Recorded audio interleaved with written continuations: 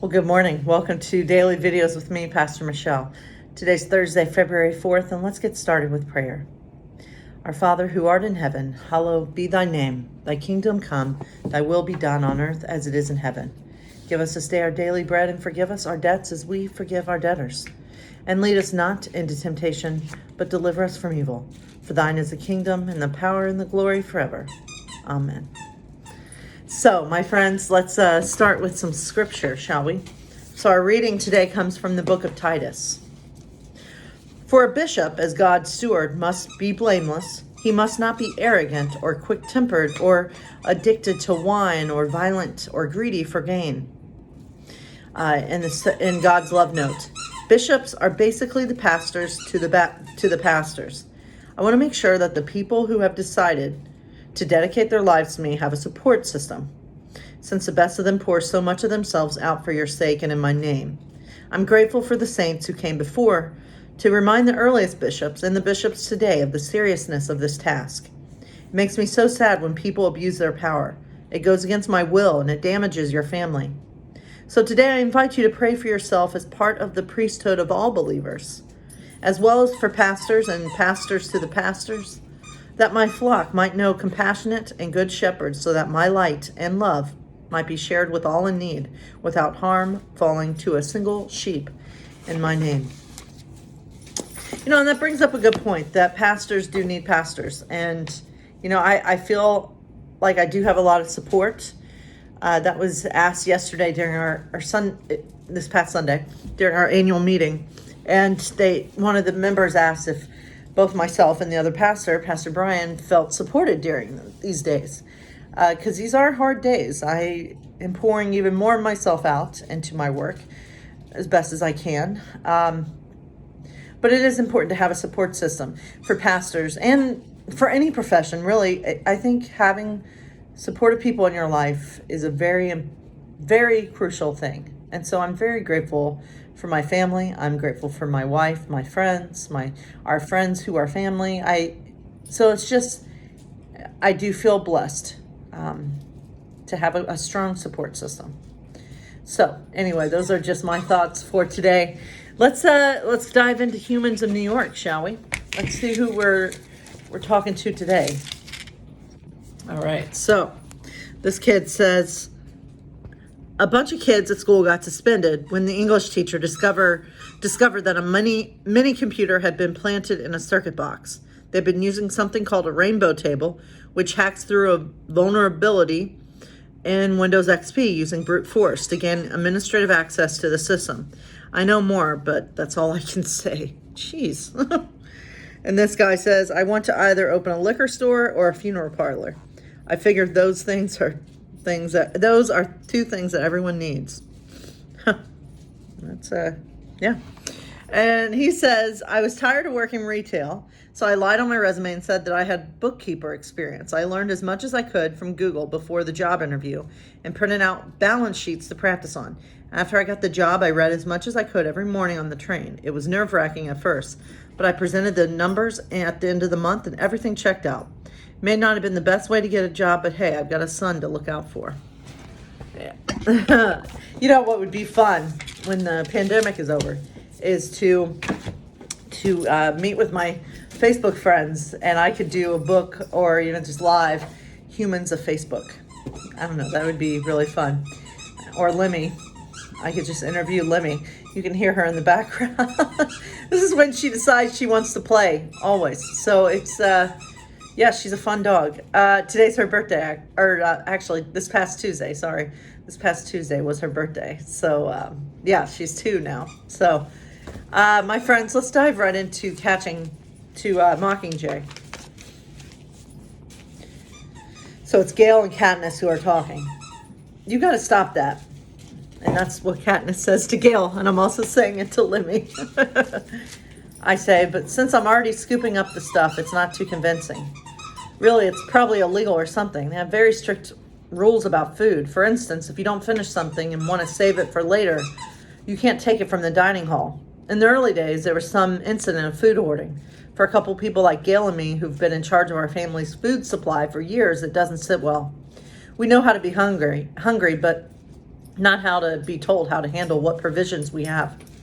In some ways, District 13 is even more controlling than the Capitol. What can they do? They've already got my communicuff. As I scrape my bowl clean, I have an inspiration. Gail, maybe I should make that a condition of being the Mockingjay. That I can feed you turnips, he says. No, that we can hunt. That gets his attention. We'd have to give everything to the kitchen, but still we could, I don't have to finish because he knows. We could be above ground, out in the woods. We could be by ourselves again. Do it. Now's the time. You could ask for the moon and they'd have to find a way to somehow get that for you. He doesn't know that I'm already asking for the moon by demanding they spare Peeta's life. Before I can decide whether or not to tell him, a bell signals the end of our eating shift. The thought of facing Coin alone makes me nervous. What are you scheduled for? Gale checks his arm. Nuclear history class. Where, by the way, your absence has been noted. I have to go to command. Come with me? All right, but they might throw me out after yesterday. As we go to drop off our trays, he says, you better put Buttercup on your list of demands too. I don't think the concept of useless pets is well known here. Oh, they'll find him a job, tattooed on his paw every morning. But I make a mental note to include him for Prem's sake. By the time we get to command, Coin, Plutarch, and other people have already assembled. The sight of Gale raises some eyebrows, but no one throws him out. My mental notes have become too jumbled, so I ask for a piece of paper and pencil. My apparent interest in the proceedings, the first I've shown since I've been here, takes them by surprise. Many looks are exchanged. Probably they had some extra special lecture planned for me, but instead, Coin personally hands me the supplies, and everyone waits in silence while I sit at the table and scroll out my list. Buttercup, hunting, Peeta's immunity, announced in public. This is it, probably my only chance to bargain. Think, what else do you want? I feel I'm standing at my shoulder. Gale. I add to the list. I don't think I can do this without him. The headache's coming on and my thoughts begin to tangle. I shut my eyes and start to recite silently. My name is Katniss Everdeen. I'm 17. My home is District 12. I was in the Hunger Games. I escaped. The Capitol hates me. Peeta was taken prisoner. He is alive. He is a traitor, but alive.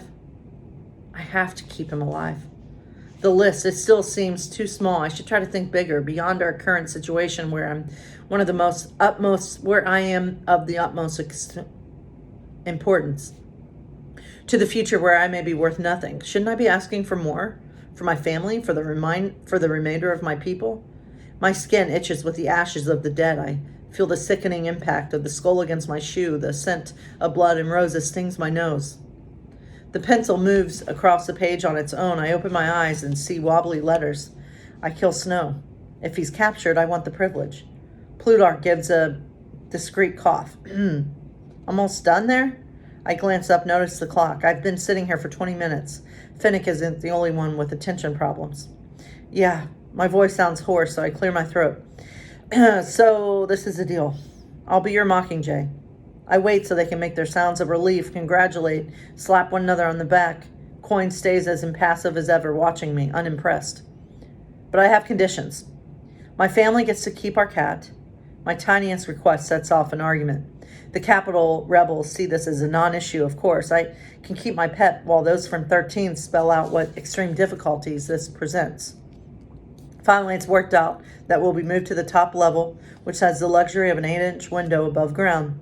Buttercup may come and go to do his business. He will be expected to feed himself.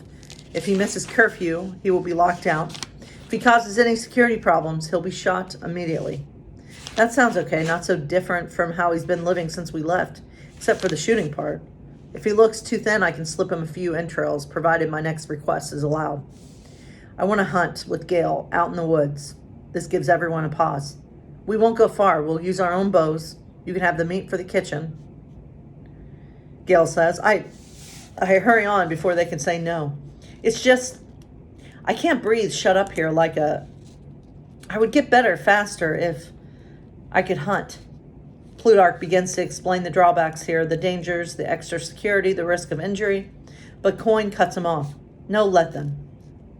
Give them 2 hours a day, deducted from their training time. A 1/4-mile radius with communication units and tracker anklets. What's next? I skim my list. Gale, I'll need him with me to do this. With you how? Off camera? by your side at all times? Do you want him presented as your new lover? Coin asks. She hasn't said this with any particular malice. Quite the contrary. Sorry, I lost my. Okay. Her words are very matter of fact, but my mouth still drops open in shock. What? I think we should continue the current romance. A quick defection from PETA could cause the audience to lose sympathy for her, especially since they think she's pregnant with his child. Dun dun dun. All right. So God bless you all, my friends.